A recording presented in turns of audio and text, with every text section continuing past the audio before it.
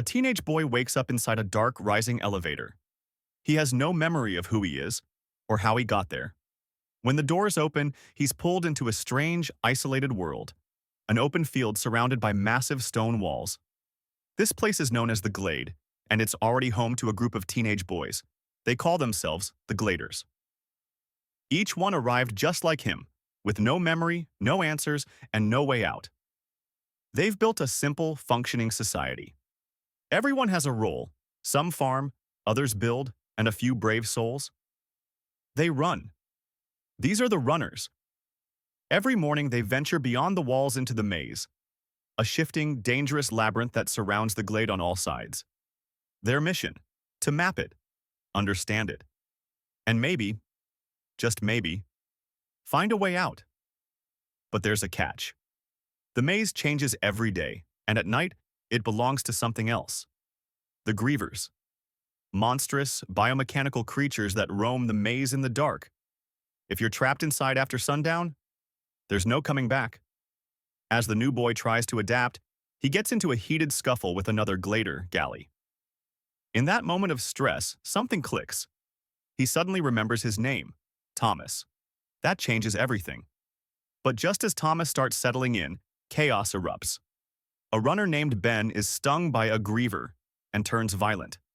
The infection drives him mad. There's no cure.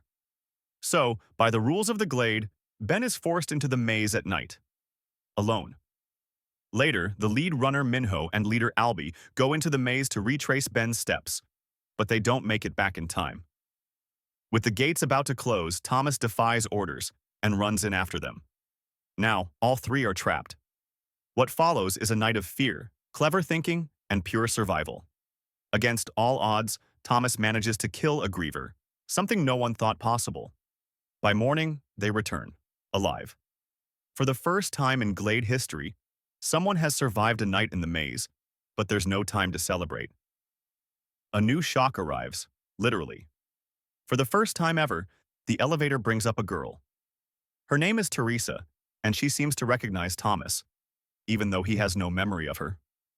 Soon after, Thomas and Minho discover something inside the dead Griever, a strange mechanical device. It's blinking and beeping. Could it be a clue? A way out? Tensions rise. Gally warns that Thomas is stirring up trouble and breaking the balance they've managed to keep. But the second-in-command, Newt, sees potential. He promotes Thomas to runner. Minho shows him a model of the maze, built from memory. The pattern of openings and closings isn't random. There's a code. Meanwhile, Teresa carries two mysterious syringes. One is used on Albie, and it works. He recovers from a Griever sting. Now, armed with clues and a possible cure, Thomas and the others return to the maze, hoping to find the exit. But that night, everything changes. The walls don't close. Grievers pour in. Panic sets in. A brutal attack follows, and several Gladers are killed. In the aftermath, Gally takes control. He blames Thomas for all the destruction and demands justice. Haunted by flashes of his past, Thomas takes a bold risk.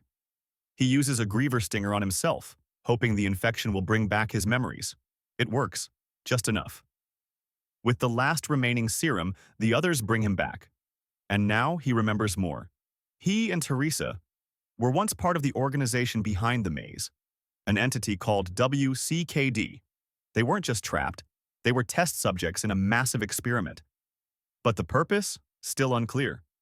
Thomas shares what he knows with the group, and a decision is made.